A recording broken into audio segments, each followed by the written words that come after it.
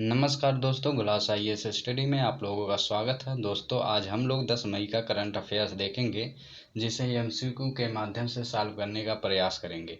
चलिए दोस्तों, हम स्टार्ट करते हैं आज का current affairs. Current affairs start करने से पहले आपसे रिक्वेस्ट है, यदि आप हमारे चैनल पर नए हैं तो चैनल को सब्सक्राइब करें तथा बेल आइकन प्रेस करना ना भूलें, ताकि सबसे पहले नोटिफिकेशन आपके पास पहुँचे और आप इसका लाभ उठा सकें। चलिए दोस्तों, देखते हैं आज का करंट अफेयर्स। हमारा पहला क्वेश्चन है, लिपुलेख दर्रा किस राज्य में स्थित है? पहला ऑप्शन है हिमाचल प्रदेश, दूसरा ऑप्शन है उत्तराखंड, तीसरा ऑप्शन है जम्मू कश्मीर, चौथा ऑप्शन है अरुणाचल प्रदेश। तो इसमें जो हमारा आंसर होगा ऑप्शन बी सही होगा, उत्तराखंड। यानी कि लिपुलेख दर्रा उत्तराखंड में स्थित है। अब बात की जाए यह न्यूज में क्यों था, तो न्यूज में इस वजह से था कि यहाँ पे बीआरओ के द्वारा सड़क निर्माण कार्य किया जा रहा है। यानी कि बीआरओ क्या है? बॉर्डर रोड कंस्ट्रक्शन ऑर्गेनाइजेशन है। तो इसके द्वारा रोड का निर्माण किया जा रहा है। यह रोड न श्रद्धालुओं के लिए, यानी कि जो कैलाश मानसरोवर दर्शन करने के लिए जाते हैं, उनकी दूरी को कम करेगा।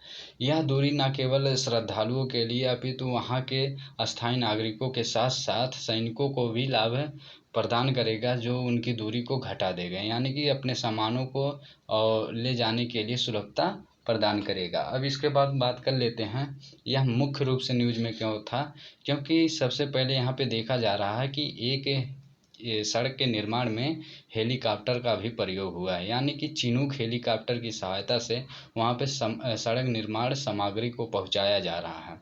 यदि बात कर ली जाए इसकी ऊंचाई की, तो इसकी ऊंचाई 17,060 मीटर की है, 17,060 फीट की है। तो ऊंचाई कितनी है इसकी? 17,060 फीट की ऊंचाई पर यह दर्रा स्थित है।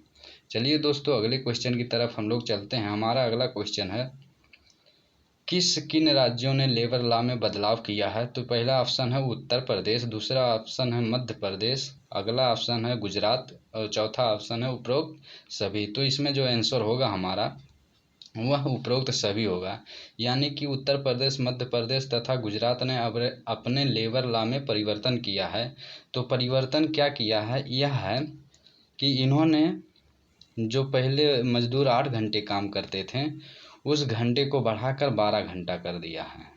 यानी कि अब मजदूर 12 घंटे काम कर सकते हैं। यानी कि 12 घंटे उन्हीं के लिए रखा गया है जो करने को इच्छुक हैं। यानी कि जो ओवर काम करने के लिए इच्छुक हैं वही 12 घंटे कर सकते हैं, अन्यथा वो 8 घंटे भी अपना काम कर सकते हैं। परंतु इसे ट्रेड यूनियन ने इसका विरोध किया। ट्रेड यूनियन ने इसका विरोध किया। विरोध करने का एक कारण था कि इन्होंने कहा कि यदि ऐसा होता है तो यानी कि जो व्यापारी हैं और ये मालिक हैं वो इन मजदूरों का शोषण करेंगे। इस आधार पे उन्होंने इसका विरोध किया था।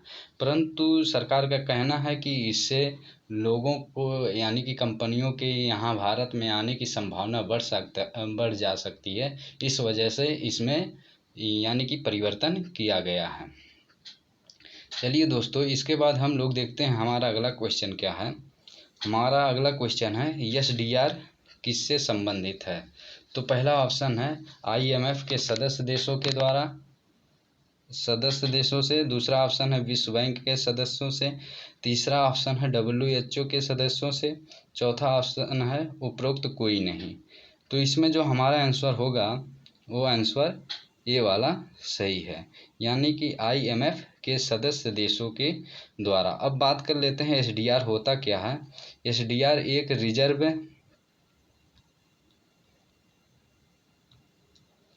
रिजर्व मनी होती है। रिजर्व मनी होती है जिसका यानी कि विदेशी लेन देन में प्रयोग किया जा सकता है। अब बात कर लेते हैं इसे सही रूप से परिभाषित करने की। तो इसको हम सही रूप से परिभाषित कर सकते हैं कि आईएमएफ सदस्य देशी विदेशी भुगतानों के लिए अन्य सदस्य देश, यानी कि उनका जो सदस्य ग्रुप है आईएमएफ का, वो अपने कोटे, इनके लिए एक कोटा निर्धारित किया गया है, वो अपने कोटे के एसडीआर के बदले विदेशी मुद्रा को प्राप्त कर सकते हैं और उसका उपयोग ऋण अथवा भुगतान के निपटान में कर सकते हैं। अब बात कर लेते हैं आईएमएफ की गठन की। तो आईएमएफ का गठन 1944 ईस्वी में किया गया था। इसकी हेडक्वार्टर की बात करें तो इसका हेडक्वार्टर वाशिंगटन डीसी में स्थित है, जो अमेरिका में है। अब बात कर लेते हैं आईएमएफ में सदस्य देशों की। तो इसमें आईएमएफ में कुल 186 सदस्य देश हैं। अब बात कर लेते हैं यह किस प्रकार से लोगों की सहायता करता है। तो यह मात्र अपने सदस्य आईएमएफ के जो सदस्य हैं उन्हीं की आर्थिक तथा तकनीकी सहायता उपलब्ध कराता है। फिर चलिए दोस्तों अगले क्वेश्चन की तरफ हम लोग चलते हैं। हमारा अगला क्वेश्चन है फॉरेक्स रिजर्व में सम्मिलित है। पहला ऑप्शन है विदेशी मुद्रा भंडार, अगला ऑप्शन है सोना और तीसरा ऑप्शन है आईएमएफ की संपत्ति, चौथा ऑप्शन है उपरोक्त कोई नहीं। तो इसमें जो हमारा ऑप्शन सही होगा वो ऑप्शन डी होगा, यानी कि उपरोक्त कोई नहीं। उपरोक्त कोई नहीं इस वजह से होगा कि इसमें फॉरेक्स रिजर्व में 4 बिंदुओं को हम लोग सम्मिलित करते हैं, 4 प्रकार की संपत्ति को हम सम्मिलित करते हैं, जिसमें हमारा है विदेशी मुद्रा भंडार, सोना भी है, आईएमएफ की संपत्ति है और इसके साथ साथ में एसडीआर भी है, जिसकी बात हम ऊपर कर चुके हैं। यानी कि इन चारों के द्वारा फॉरेक्स रिजर्व में पैसे रखा जाता है। इन्हीं चारों के माध्यम से, इन्हीं चारों को फॉरेक्स रिजर्व में पैसे को रखा जाता है।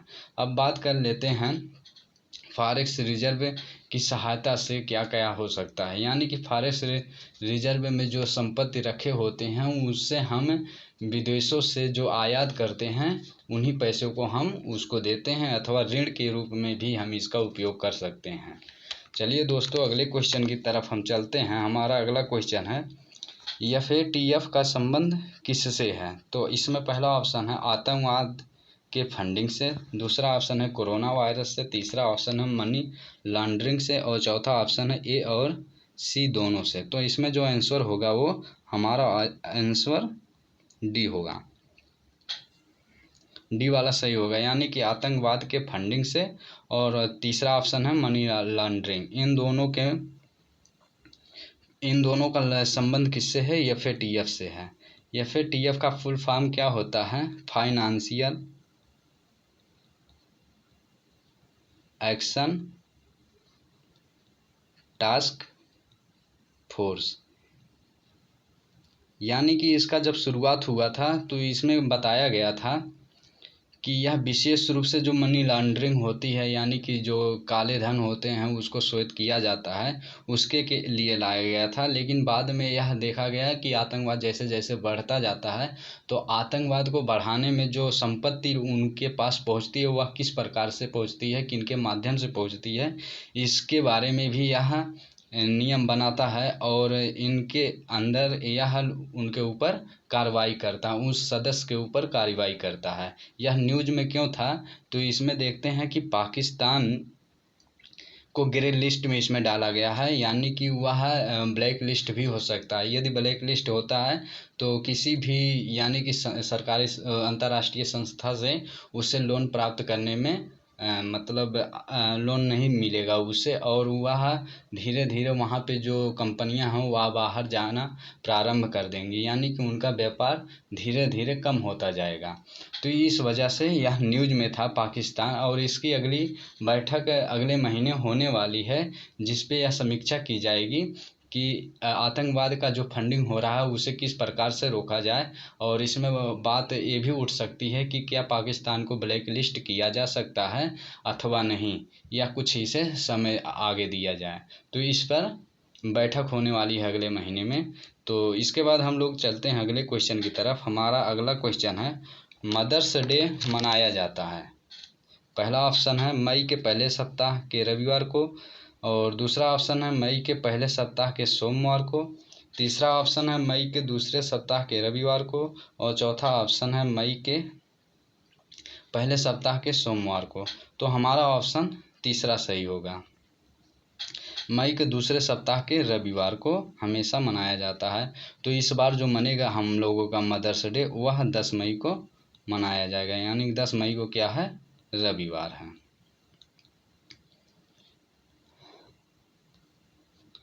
अब इसके बाद देखते हैं इसको कब से मनाया जाता है। तो इसे 1907 से मनाया जाता है और इसका विचार रखने वाले अन्ना जर्विस थे, परंतु इसे राष्ट्रीय स्तर पर 1914 ईस्वी से मनाया जाता है। अब बात कर लेते हैं मई महीने के कुछ अन्य दिवस के बारे में। जैसे हम लोग देखते हैं 1 मई को कौन सा दिवस था, तो वो 1 मई को श्रम दिवस था। 1 मई को कौन सा दिवस था, श्रम दिवस था। इसे बोल सकते हैं मजदूर दिवस भी, इसे मजदूर दिवस भी बोलते हैं। किस तारीख को, 1 मई को, यानी कि 1 मई के प्रत्येक साल को एक श्रम दिवस अथवा मजदूर दिवस मनाया जाता है। फिर इसके बाद देखते हैं 3 मई को, तो 3 मई को प्रेस फ्रीडम डे मनाया जाता है। 3 मई को प्रेस फ्रीडम डे, यानी कि मीडिया जो है उसकी स्वतंत्रता दिवस मनाई जाती है। फिर इसके बाद हम बात कर लेते हैं 4 मई को। 4 मई को क्या मनाया जाता है, इंटरनेशनल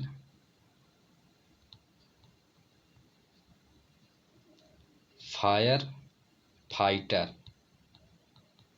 फाइटर डे। फिर इसके बाद देखते हैं 5 मई को क्या मनाया जाता है।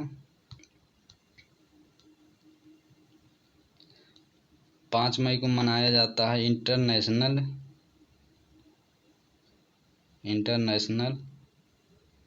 Asthma day.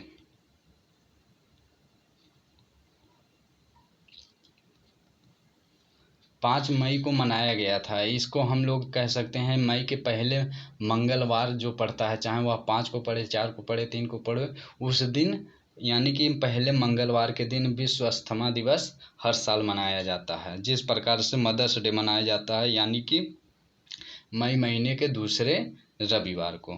फिर चलिए दोस्तों अगले क्वेश्चन की तरफ हम चलते हैं। हमारा अगला क्वेश्चन है, सर्वेंट ऑफ इंडिया सोसाइटी की स्थापना किसने की।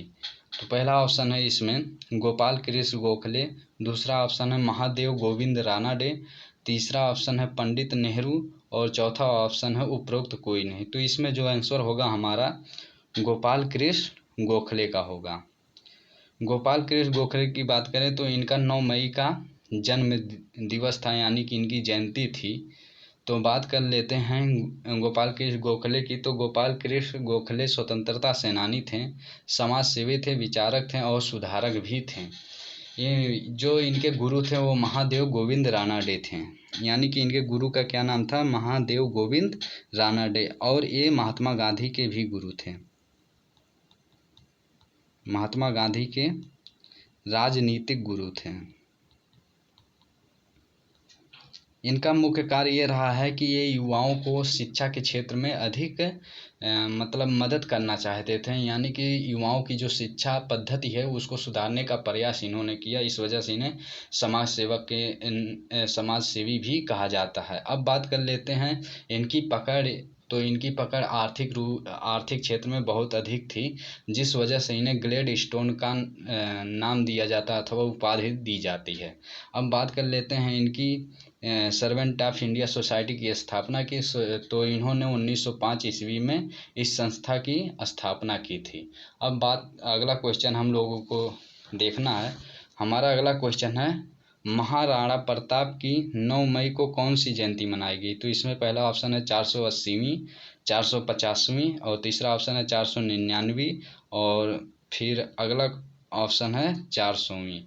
तो इनकी कौन सी जयंती मनाई गई। तो इसमें हमारा पहला ऑप्शन सही होगा, 480वीं मनाई गई, यानी कि महाराणा प्रताप की अब की ये 480वीं जयंती थी। यदि इनके जन्म की बात की जाए तो इनकी जन्म 9 मई 1540 को हुई थी।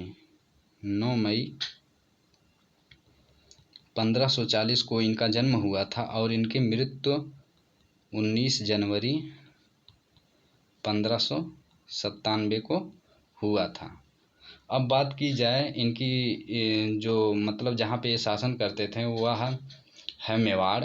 और इनकी सबसे बड़ी मूर्ति की बात की जाए तो इनकी सबसे बड़ी मूर्ति जो 57 फीट की है वह उदयपुर में स्थापित है और यह 8 धातुओं से मिलकर बनी है, जिसकी स्थापना 2016 ईस्वी में किया गया था। अब बात की जाए कि ये इतने प्रतापी शासक थे कि इनको अकबर भी सलाम करते थे, यानी कि ये बहुत ज़्यादा प्रतापी शासक थे। अब माना जाता है कि ये कभी भी मुग़लों के सामने झुके नहीं हैं, यानी कि ये मुग़लों के सामने झुके नहीं।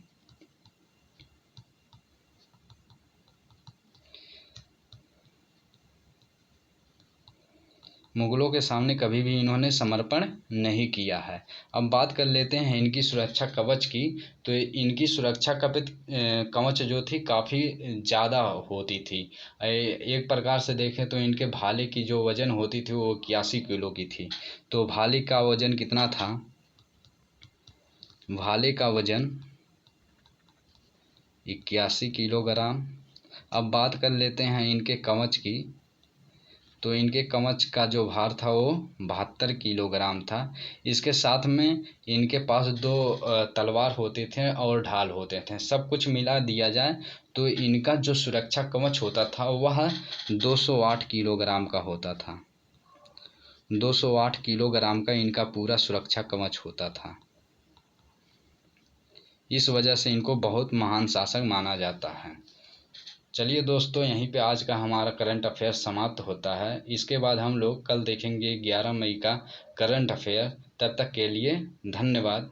और आपसे रिक्वेस्ट है, यदि आप हमारे चैनल पर नए हैं तो चैनल को सब्सक्राइब करें तथा बेल आइकन प्रेस करना ना भूलें, ताकि सबसे पहले नोटिफिकेशन आपके पास पहुंचे और आप इसका लाभ उठा सकें। चलिए दोस्तों, धन्यवाद, आपने इतना टाइम दिया। धन्यवाद।